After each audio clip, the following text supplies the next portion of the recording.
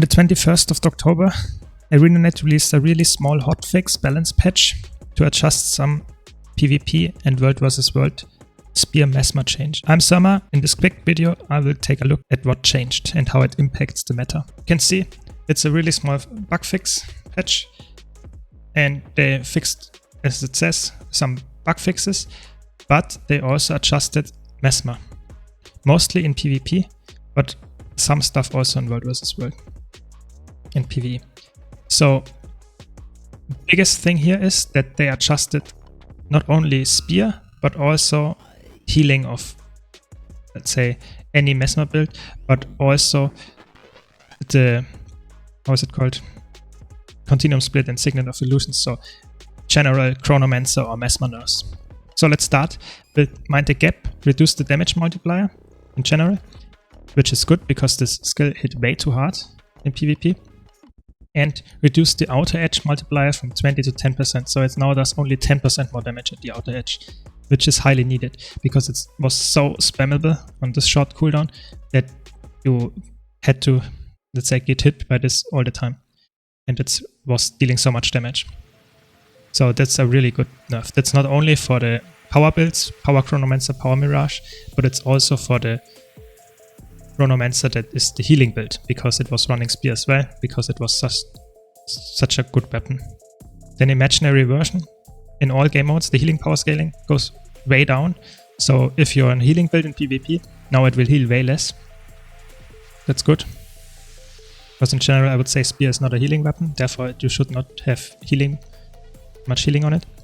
And you have the Phantasmal Lancer. It just decreased the damage and also decreased the immobilize and cripple duration, which is also very good because if you get hit by this, you are probably dead. And now it's a little bit less likely that you are dead. It's still a very strong skill, especially if you do it with the clarity buff.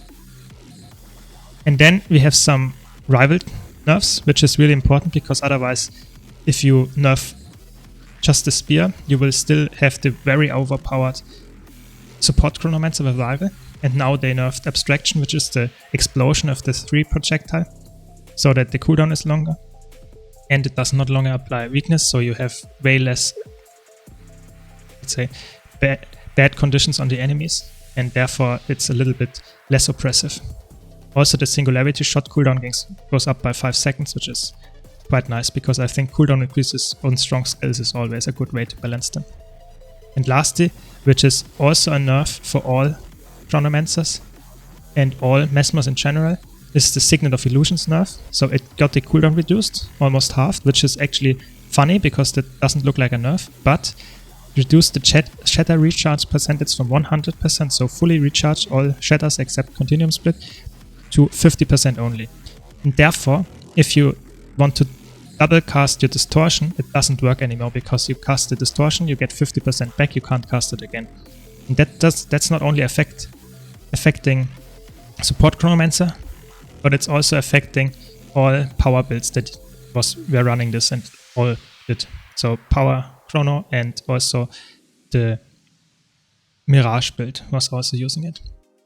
So now you will probably still use it, but it's way less oppressive, and you can not that easily spam your boons and your healing and your Distortion on a support build. And furthermore, Continuum Split, the cooldown was increased. So now it's less often the case that you can double time warp or double more or whatever you want to do. And all your skills now have a longer cooldown because you can't spam them in Continuum Split that often. That's how you have to think about it. So in general, I would say this is some really hard nerfs, especially on the support Chronomancer side, but also on the really oppressive Mesmer builds that were just using the spear to dash out a lot of damage. So I would say in general, that's a really good change. Let's see how bad it will become in my, let's say, last few matches, and I could test it a bit. I would say it's still good. You can still play this build. It's definitely worth it to run spear. And I would also say it's still most likely the best support. But it's definitely way worse now, and that's a good change, so that we don't have a really oppressive support that you have to play and all others are not good. So I think that's the right way to do it.